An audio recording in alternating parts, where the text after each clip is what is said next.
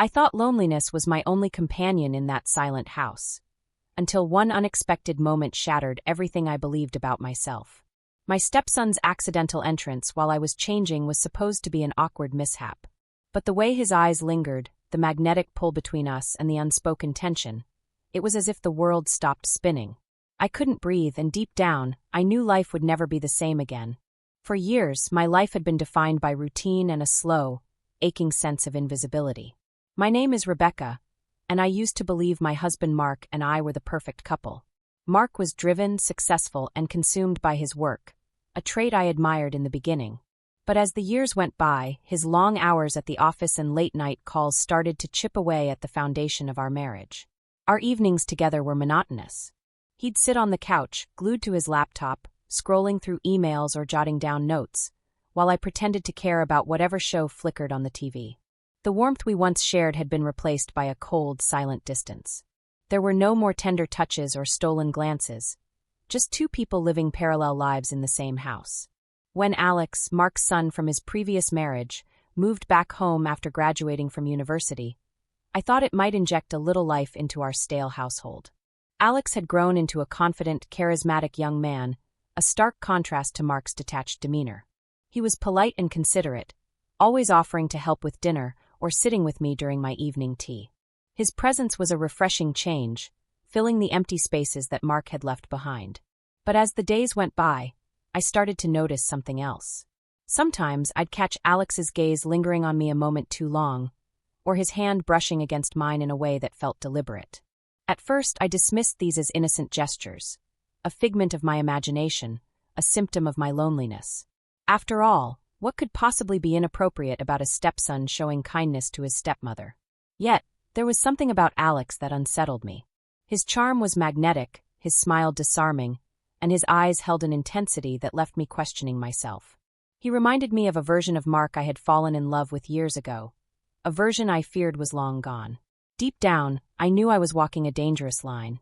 But when loneliness sinks its claws into your heart, it doesn't let go easily. It makes you yearn for connection in the most unexpected places. It started subtly, like a faint crack in a perfectly polished vase, barely noticeable but impossible to ignore once seen. At first, it was little things. Alex lingering in the kitchen longer than necessary, his hand brushing against mine as he passed me a dish. The way his eyes would meet mine across the room, steady and unwavering, sent a ripple of unease through me. I told myself it was nothing, just my imagination playing tricks on me. After all, I was lonely, wasn't I? Loneliness can make shadows seem like monsters. But then there were moments I couldn't explain away. One evening, I found Alex sitting in the living room after dinner, his gaze fixed on me as I folded laundry. His attention felt too focused, too intent. When I asked if he needed something, he smiled, a slow, disarming smile that both comforted and unnerved me. "Just enjoying your company," he said. The way he said it made my pulse quicken. Mark was, as always, absent, immersed in the glow of his laptop in the home office. He didn't notice the shifts in the atmosphere or the way Alex had begun filling the empty spaces between us. It wasn't just his presence, it was the way he looked at me, the way his voice softened when he spoke my name, as though it carried weight and meaning only we could understand. The turning point came one afternoon when I caught him in the hallway. I was heading to my room, balancing a laundry basket on my hip, when he appeared suddenly around the corner. The hallway was narrow, and as we passed, his arm brushed against mine. The contact was brief but electric, sending a jolt through me that lingered long after he had walked away. I froze in place, clutching the basket, my heart racing. Was I imagining this? I replayed every interaction, every look, every word. Was Alex being kind, or was there something more behind his actions? And worse, was I responding to it? The tension only grew when I noticed how easily he read my moods. One evening, as I stood by the kitchen sink, lost in thought, Alex appeared beside me. "You've seemed distracted lately," he said, his voice low and careful. The words startled me, but the sincerity in his tone caught me off guard. I forced a laugh. "Just tired, that's all." His gaze didn't waver. "If something's bothering you, you can tell me." The concern in his eyes was genuine, and for a moment, I felt the urge to confide in him, to tell him how invisible I felt in my own home. But I stopped myself. Instead, I offered a weak smile and told him everything was fine. He didn't look convinced.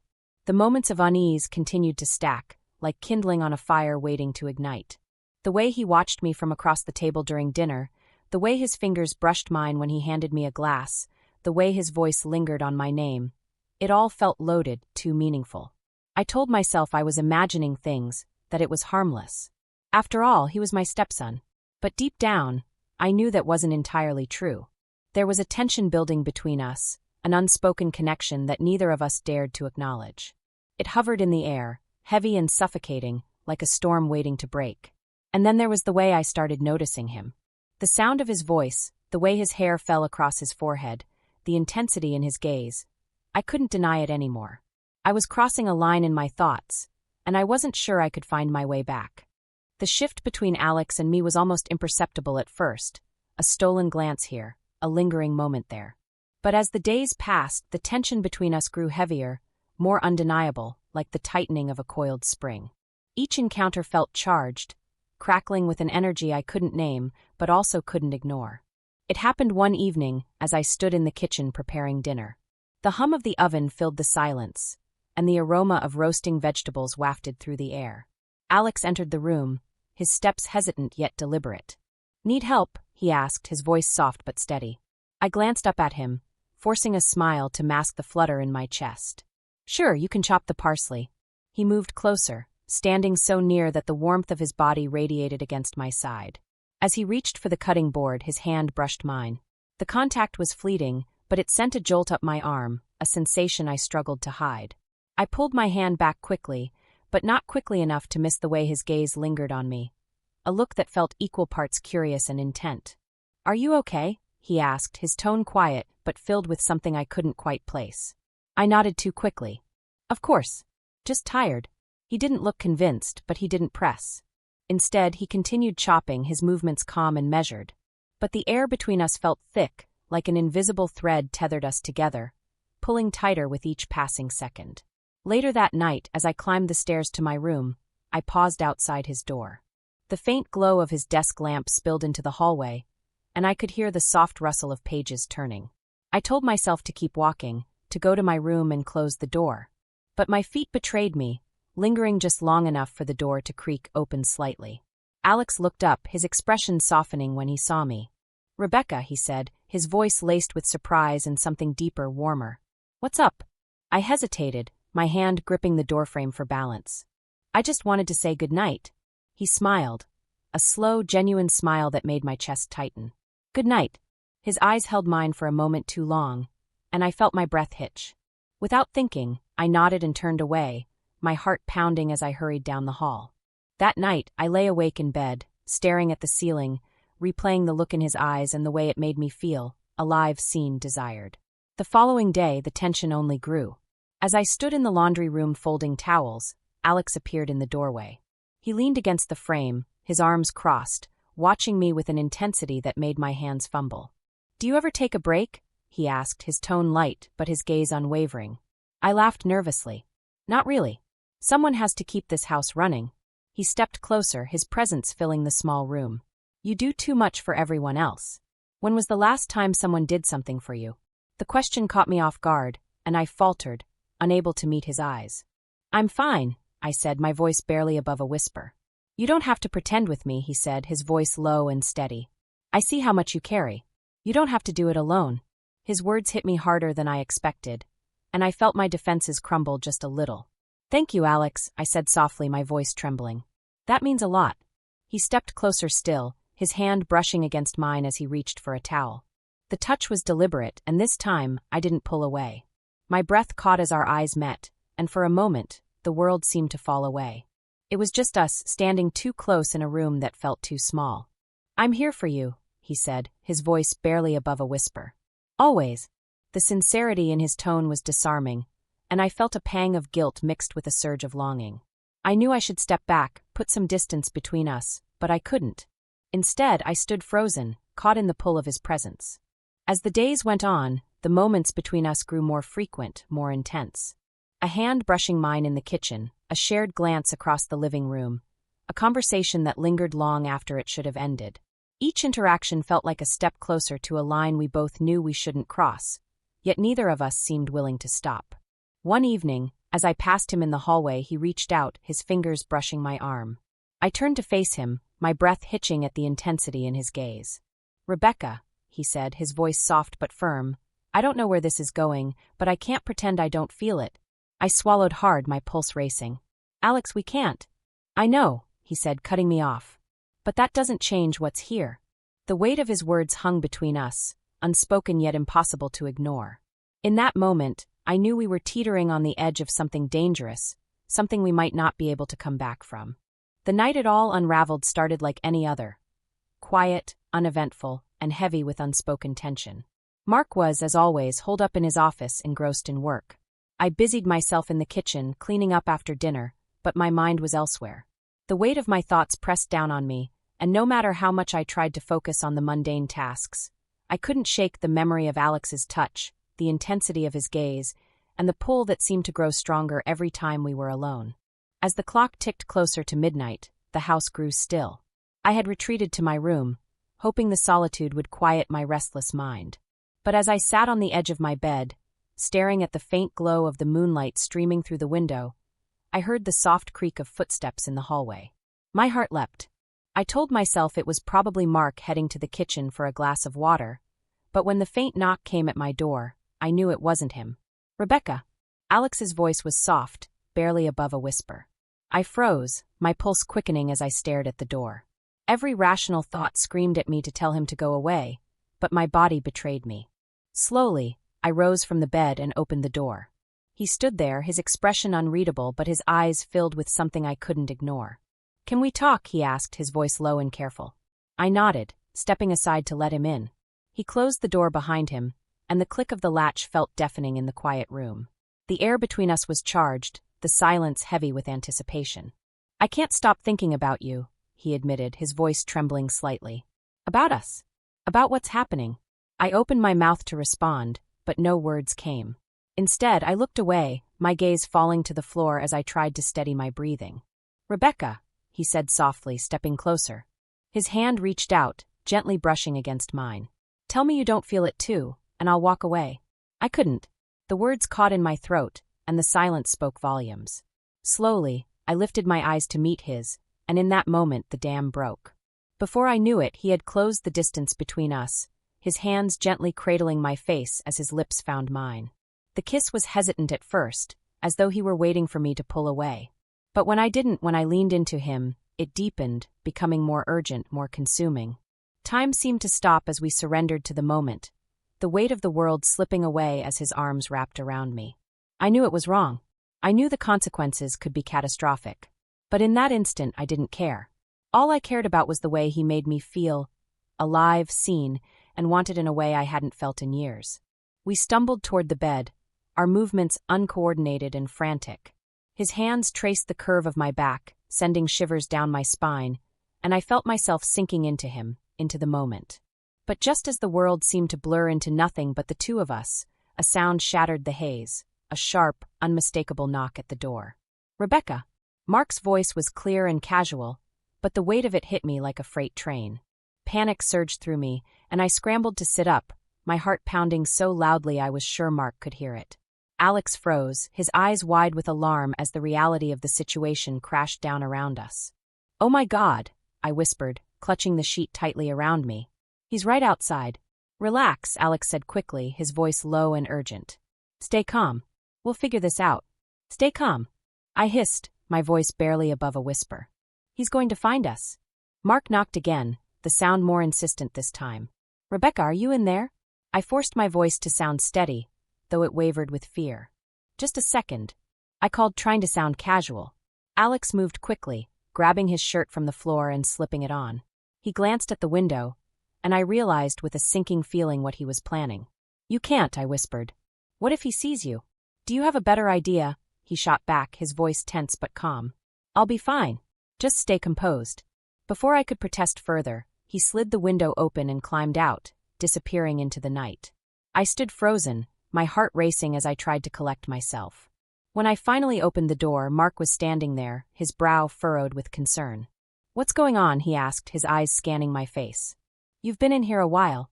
I forced a weak smile, my hands trembling as I clutched the doorframe for support. "I wasn't feeling great," I lied, my voice faltering slightly. "Just needed some rest." Mark's expression softened, his concern evident. Do you need anything? Water? Tea? I shook my head quickly. No, I'm fine. Just tired. He studied me for a moment longer, then nodded. All right. Let me know if you need anything. As he turned and walked away, I let out a shaky breath, closing the door behind him. The room felt stifling now, the air thick with the weight of what had just happened.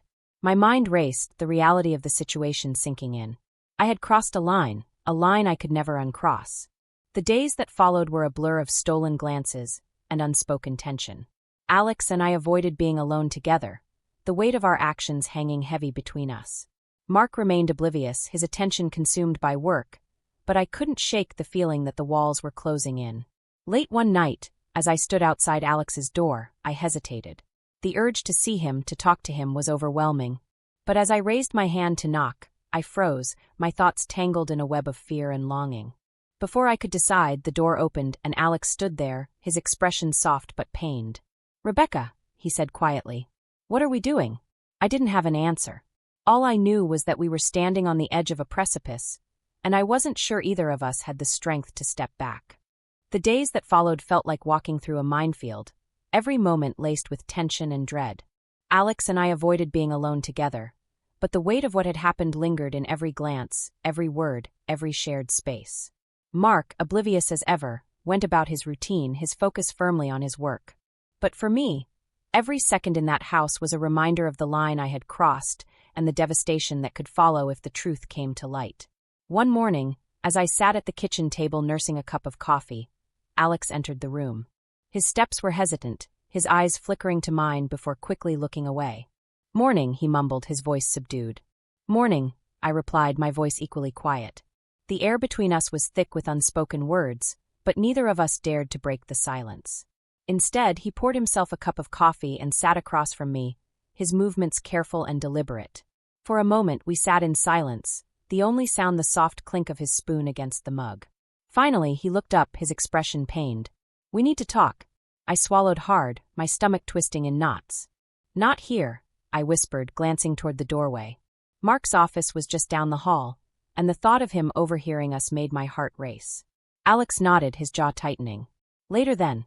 Later came that evening, long after Mark had retreated to his office for another late-night work session. I found Alex in the living room, sitting on the couch with his head in his hands. He looked up as I entered, his eyes shadowed with guilt and something deeper. Regret, perhaps, or longing. Rebecca, he began, his voice low and raw.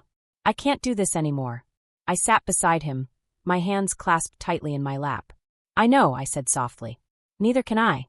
He turned to me, his expression conflicted. But I can't pretend I don't feel what I feel. And I don't think you can either. His words cut through me, and I felt a lump form in my throat. It doesn't matter how we feel, I said, my voice trembling. What we did was wrong. It's wrong. I know, he said, his voice breaking slightly. But that doesn't make it any easier. The silence that followed was heavy, filled with the weight of everything we couldn't say. Finally, Alex stood, his movements restless. I've been thinking, he said, pacing the room. Maybe it's best if I move out. The words hit me like a punch to the gut. Move out. I echoed, my voice barely above a whisper. He nodded, his gaze avoiding mine. I think it's the only way to fix this. To stop, whatever this is. A part of me knew he was right, but the thought of him leaving filled me with a deep, aching sadness. Alex, I trailed off, unable to find the words to express the turmoil inside me. He turned to face me, his expression resolute. I don't want to hurt you, Rebecca. But staying here, it's too much. I nodded slowly, tears pricking the corners of my eyes. I understand. The days leading up to his departure were excruciating. We avoided each other as much as possible, each of us retreating into our own corners of the house. Mark, oblivious to the storm brewing around him, commented once or twice on Alex's sudden decision to move out, but I deflected his questions, unable to trust myself to lie convincingly.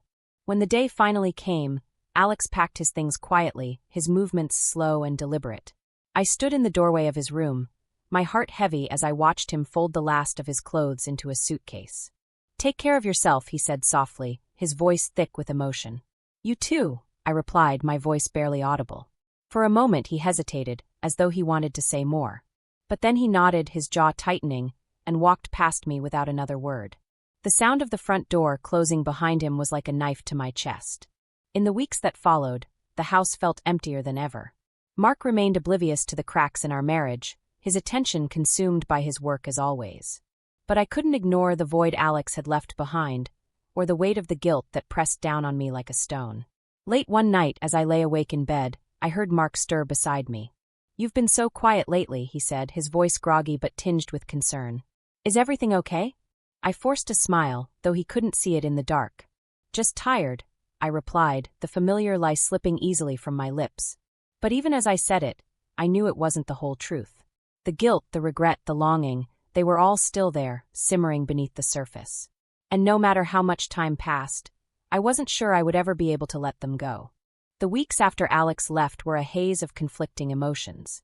The house, once filled with tension and silent longing, now felt eerily still, like a hollow shell of what it used to be. Mark carried on as if nothing had changed, engrossed in his work, unaware of the emotional storm that had uprooted everything I thought I knew about myself. For a while, I threw myself into the routines of daily life. I cleaned, cooked, and read the same pages of books over and over, hoping the monotony would quiet the noise in my head. But the guilt was relentless, gnawing at the edges of every moment, reminding me of the boundaries I had crossed. One evening, as Mark sat in his office and I stared at the untouched dinner on my plate, I finally broke. I stood up and walked outside, the cool night air hitting me like a splash of water. I sat on the porch, my arms wrapped tightly around myself, and let the tears I had been holding back for weeks finally fall. I thought about Alex, about the way he had looked at me, the way he had made me feel alive in a way I hadn't in years. But I also thought about Mark, the man I had once loved deeply, the man I had married with dreams of building a life together. Somewhere along the way, we had both become lost in our own worlds, and the gap between us had grown wider than I realized. That night I made a decision. I couldn't undo what had happened, but I could try to make sense of it. I could try to understand why I had allowed myself to fall so far, and what it meant for the life I had chosen to build. The next morning, I sat down with Mark over coffee. My hands trembled as I spoke, my voice barely steady. "Mark, we need to talk." He looked up from his laptop, surprised by the seriousness in my tone. "About what?" "Us," I said simply. "About how we got here." As I spoke, I realized how much I had been holding in, the loneliness, the resentment, the feeling of invisibility that had crept into every corner of my life. Mark listened quietly, his expression unreadable, but I could see a flicker of something in his eyes. Regret, perhaps, or recognition. "I'm sorry," he said finally, his voice low. "I didn't realize. I didn't know you felt this way." "I didn't either," I admitted. Not until it was too late. We talked for hours that morning, peeling back layers of distance and hurt that had built up over the years. For the first time in a long time, I felt like we were finally seeing each other, truly seeing each other. It wasn't easy, and it wasn't a quick fix. But it was a start. In the months that followed, I worked on rebuilding not just my marriage, but myself. I started therapy, confronting the choices I had made and the reasons behind them. I began to take time for myself, rediscovering the parts of me I had buried under the weight of obligation and routine. As for Alex, I didn't see him again. He stayed away, and I respected his decision. Sometimes I'd catch myself thinking about him, wondering where he was, and if he had found the happiness he was searching for. But I knew that chapter of my life had closed, and it was time to focus on the future. Looking back, I've come to realize that what happened wasn't just about loneliness or attraction. It was a wake-up call, a painful, messy, and necessary reminder of the dangers of neglecting the connections that matter most. It showed me how easily cracks can form in the foundation of a relationship when we stop paying attention. I still carry the weight of what happened, and I'm not sure I'll ever be free of it entirely. But I've learned to live with it, to let it guide me toward being more honest with myself, with Mark, and with the people I love. Sometimes we don't see the value of what we have until we're on the verge of losing it. And while I'll always regret the choices that brought me here, I'm grateful for the chance to rebuild, to heal, and to move forward with a little more clarity and a lot more care. If you were in Rebecca's position, what would you have done? Could she have avoided the path she took, or was it inevitable? Let me know your thoughts in the comments below. I'd love to hear your perspective. And don't forget to like, subscribe, and hit the notification bell for more stories that dive deep into the complexities of love, betrayal, and redemption. You won't believe what's coming next.